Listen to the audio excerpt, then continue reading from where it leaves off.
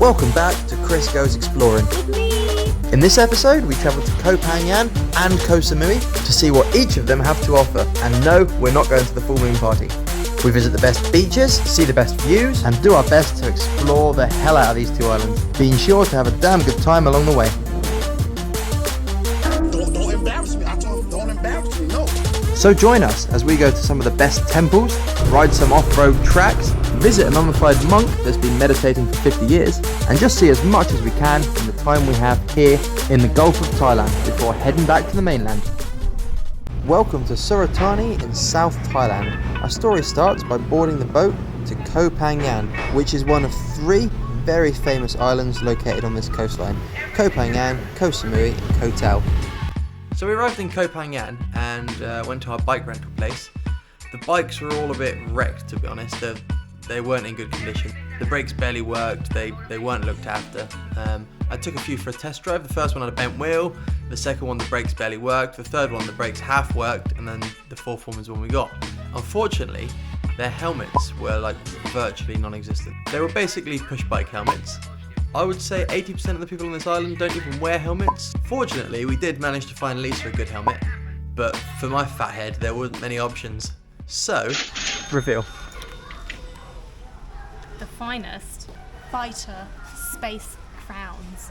Oh yeah, and how much does it cost? Just over 10 quid. The safest money can buy. Is that a video? Yeah.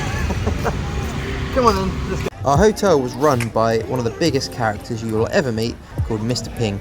And he told us that we should go check out the Sunday market. Actually, I think his exact words were, "You have to be made of strong stuff to eat at the Sunday market." Well, the good news is we survived. So the next day, we went on a hike to one of the best viewpoints on the island, called Bottle Beach Viewpoint. And it was about a 2-kilometre hike from the bike park.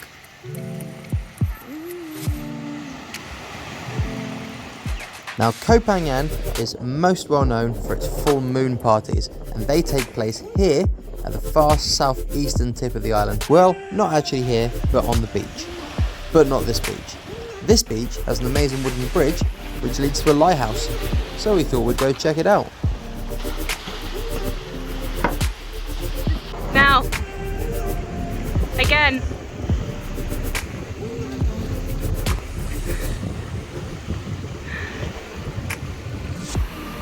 Now this is the beach where all the action takes place. This is Had Rin Beach. Unfortunately, that said action does not appeal to me because I'm 32 years old.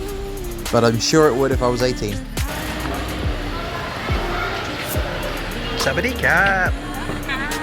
After spending 4 nights in Koh Phangan, we decided that it was a bit boring for us. So we decided to jump over to its much bigger brother, Koh Samui, to see what was going on there.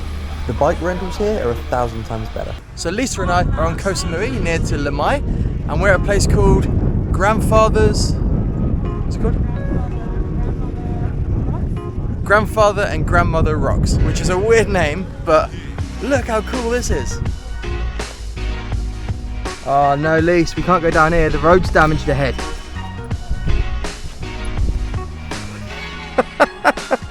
Oh yeah. We carried on checking out the damaged road, and we decided that the water was so inviting we should probably go for a swim and see what we could find.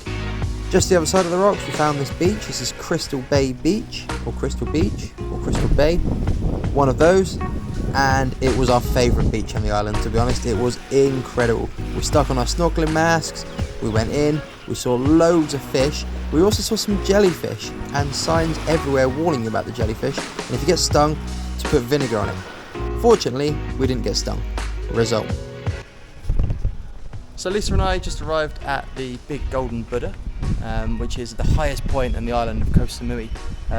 Google Maps did a real special on us. We went up like sandy, dusty, crazy roads. The most hardcore off-roading I've done with Lisa ever. There are a few different routes up here, so pick your route wisely. I've done a fair amount of dirt bike riding, and I found this hardcore. And we did it on freaking NMAX road scooter. So we went sideways quite a few times. It was interesting. It's an experience. Yeah, I'd say. I thought it was pretty friggin' awesome. But anyway, we're here, and we're gonna go check it out. Welcome to Wat Tipang Corn. You put the money in, Fredden? Yes.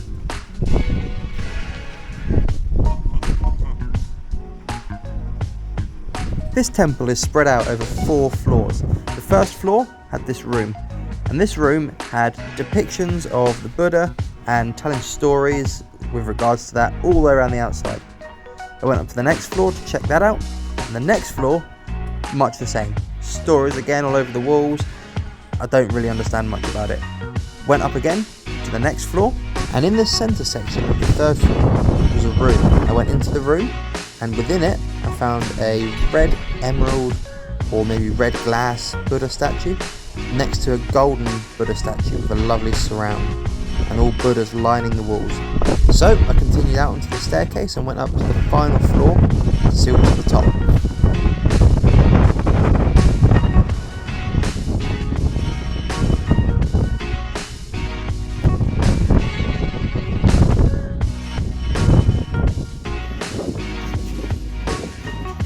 Get out!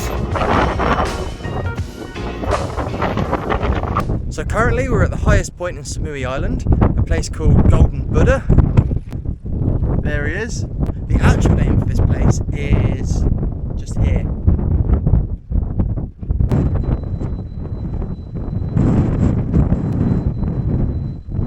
If you don't feel confident getting up here on a bike, and I don't blame you for that, you can take a Jeep and sit on the top of it like this. Alternatively, you can take a quad bike, and that looks pretty cool as well, to be fair. So you got 3 good options there. Rah. The next stop was the Golden Buddha statue itself.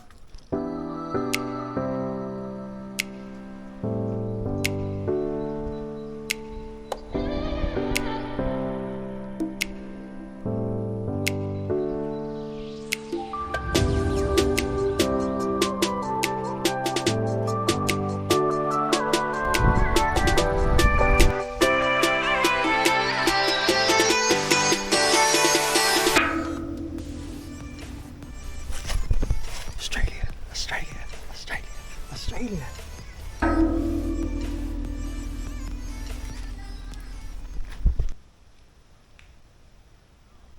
I'm getting the impression that this place was something a bit more special before COVID. There's restaurants, places to eat and drink, but they're all derelict. There's not much going on here. It just feels like the place has been left to collapse.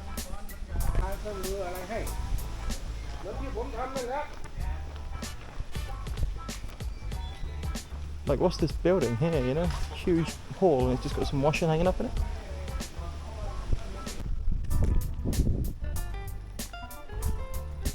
I think it's fair to say it didn't always look like this. You can see that there's so much infrastructure here, there's new projects being built, but everything seems to have just come to a complete stop.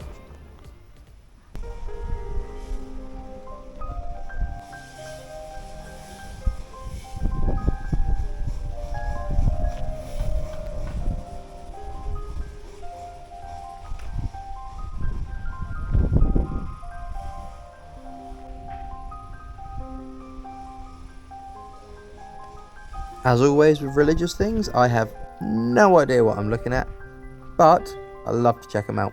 There were some Buddhas holding little emerald balls, there was this golden boy statue, don't know what it was, looked pretty cool.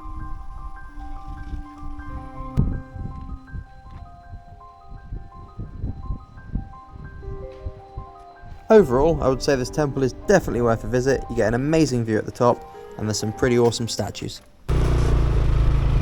So after all the action of getting up the hill, going sideways in the sand, we thought we'd take a different path back down.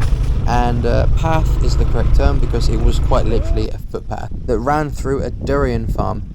Now, if you don't know what a durian is, it's a fruit that's incredibly famous over here, mainly for its smell. It absolutely reeks. It smells like rotten feet. But people absolutely swear by it and they say it's the best fruit ever. It actually smells so bad that it's banned in elevators, hotels, subways, public spaces. For the locals, they bloody love the stuff. The footpath through the durian farm eventually sort of opened up into a dusty track, which wasn't actually too bad, to be honest, apart from the ruts, which the tiny wheels of the scooter love to jump into. Every now and again you'd come across a slippery patch, which you just take it a bit more carefully on, and eventually it opened up to an actual road. Now, like I say, if you're coming up here, plan your route wisely. Now, if you, like me, are from Europe, I think we should just take a minute to appreciate how ridiculous these avocados are. They're literally the size of melons. This is one of the main night markets at Koh Phangan on Koh Samui, and it was absolutely top notch. Recommend it. So Lisa and I have arrived at a temple in Koh Samui where there's a mummified Buddha, which you'll be interested to see. And Lisa didn't have anything to cover her shoulders. So I was like, oh no, we can't go, you can't cover your shoulders, you know, it's disrespectful. And then the genius that she is, took my swimming shorts, do a little twirl. Very nice. So in summary, there was a bloke who lived to 50 years old before deciding to become a monk. And then he dedicated completely into monkhood. He got so good at meditating that he got a whole group of people that would follow him. When he died, aged 79 years old, he wanted to be left preserved in an upright state of meditation so that fans could, not fans, disciples could admire him and his meditation skills forever. That was 50 years ago. Welcome now to a place called the Magic Garden. So this isn't a religious site, is it? It's just like a tourist attraction. Okay. This is right up in the highlands of Koh Samui, and right up in the mountains. And it's, I don't really know what it is. See what you think.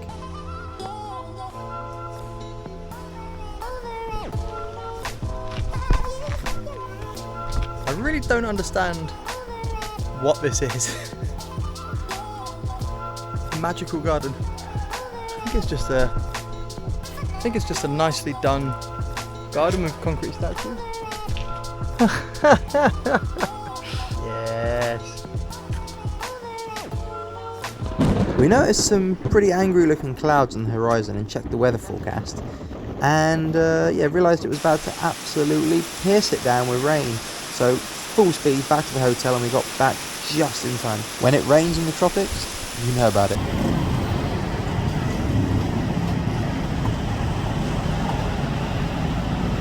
Say goodbye to the helmet. No, I'm not saying goodbye to the helmet in the film. Okay. Bye helmet, you've been good. We returned the bike back to our rental place, G-Bike Rental, who we highly recommend. Bye bye. You've been great. I gave the company my helmet as a thanks for giving me an awesome bike, and we boarded our ferry back to the mainland of Thailand.